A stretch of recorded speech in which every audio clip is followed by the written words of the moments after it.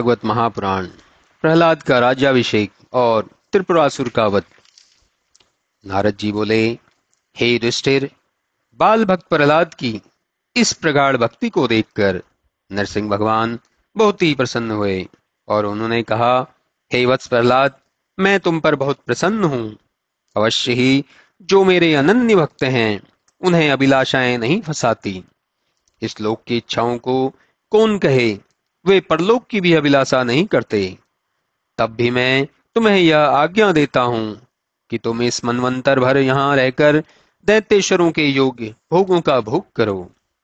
किंतु देखो, यह संसार बड़ा कष्ट कांकीर्ण है, इससे इसमें सर्वथा सावधान रहना।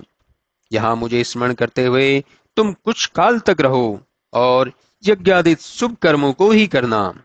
इससे यह होगा कि तुम मुझ में आ मिलोगे और तुमने अभी जो मेरी स्तुति की है, इस स्तोत्र को जो स्मरण करेगा वह सब बंधनों से मुक्त हो जाएगा। हे महाबाहो, नृसिंह जी ने ऐसा कहा। तब उसी समय प्रहलाद जी बोले, हे महेश्वर, आप सर्वसमर्थ हैं।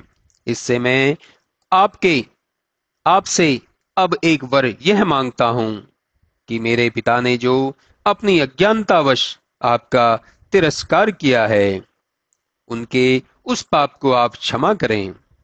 यद्यपि आपके दर्शन से ही वे पवित्र हो चुके हैं, किंतु वे मेरे पिता थे। इस कारण मेरा आपसे यह अनुरोध अवश्य है। भगवान ने कहा, हे प्रहलाद, तुम इसकी चिंता ना करो। तुम अपनी एक पीढ़ी के लिए क्या कहते हो? तुम्हारी भक्ति ने तुम्हारी 21 पीढ़ियों को तार दिया है। मेरे भक्तों के निकट कोई विकार नहीं आते।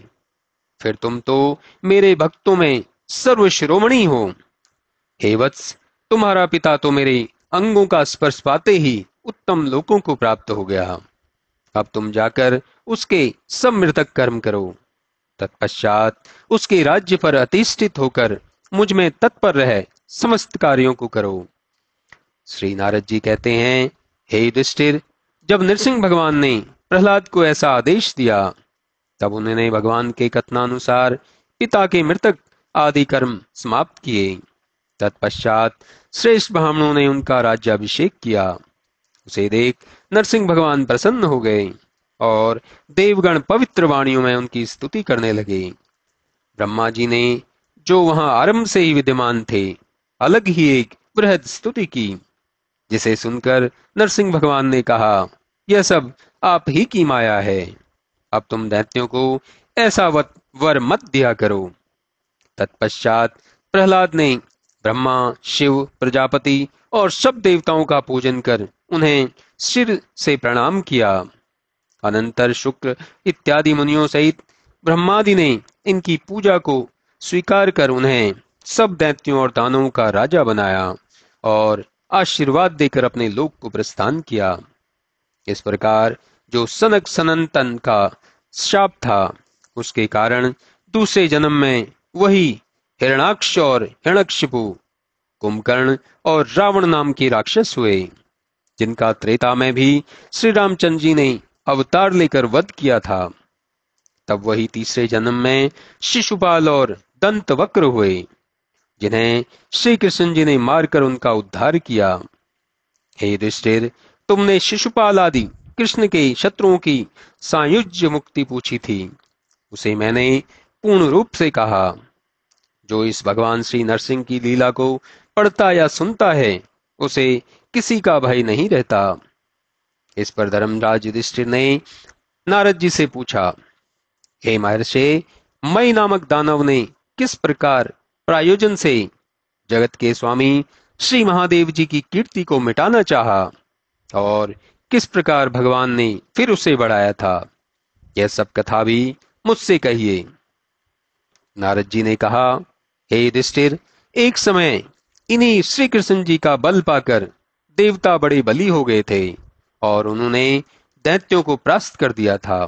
तब सारे दैत्य मिलकर दानवराज मई की शरण में गए और प्रार्थना की कि आप हम लोगों को रहने के लिए कोई ऐसा दृढ़ स्थान निर्मित कर दीजिए कि जिसे देवता ध्वंस न कर सकें। तब उसने दैत्यों के लिए 3 बड़ी ही दृढ़ पुरियों का निर्माण किया, जिसमें एक स्वर्ण की, दूसरी चांदी की और तीसरी लोहे की थी। इनमें आने जाने का मार्ग कोई जान न सकता था, और न यही जान सकता था कि इसमें कितनी संपदा भरी हुई है। इस पुरी को पाकर दैत्य बड़े ही बलशाली हो गए और देवताओं को सताने लगे। बहुत कष्ट मिलने पर देवता शिव जी की शरण में गए। शिव जी अपने धनुष पर बाण रखकर उनकी तीनों पुरियों को घेर लिया।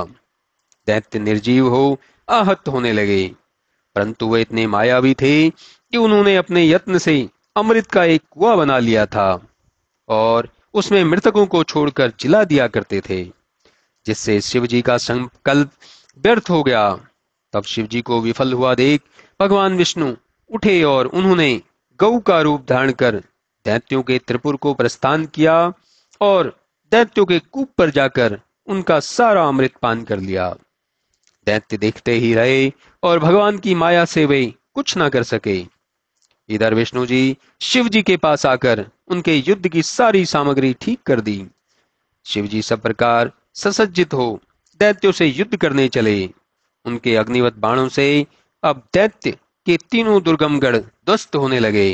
यह देख आकाश से देवताओं ने नगाड़े बजाए और उनकी प्रसन्नता की सीमा न रही। थोड़ी ही देर में भगवान शिव ने दैत्यों की तीनों पुरियों को भस्म कर दिया।